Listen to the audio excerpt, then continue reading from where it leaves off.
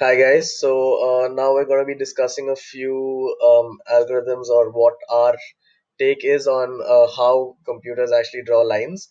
So on in the screen right now, you can see sort of ideas of how our algorithm actually draws the line. So the yellow line actually defines the line drawn by the equation in the sense that you give it the starting point and ending point, and this is the line that is formed if you would have the smallest graph square possible, and the background has the pixels Real world line.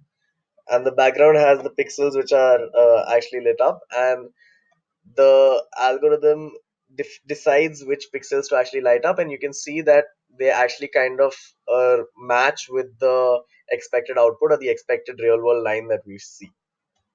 Yes.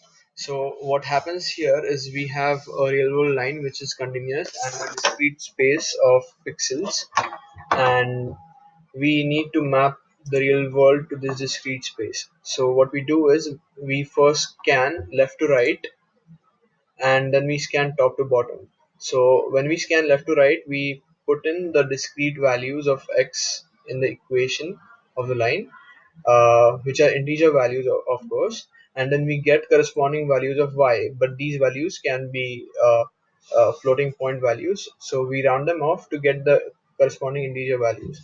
So what happens in this scenario is certain coordinates of the y are left out, and we need to hence scan vertically too.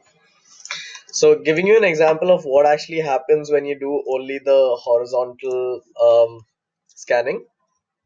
So, let's say we want to draw a line from starting point 0, comma 0 to ending point, say 3, comma 7.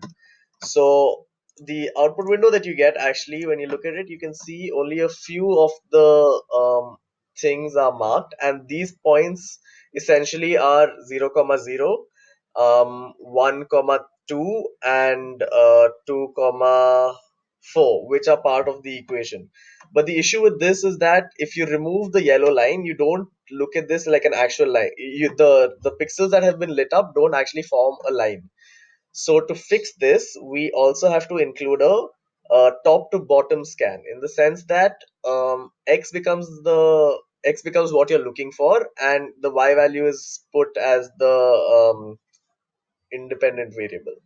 So Yes. the output you would get for that, again, doing the same uh, doing the same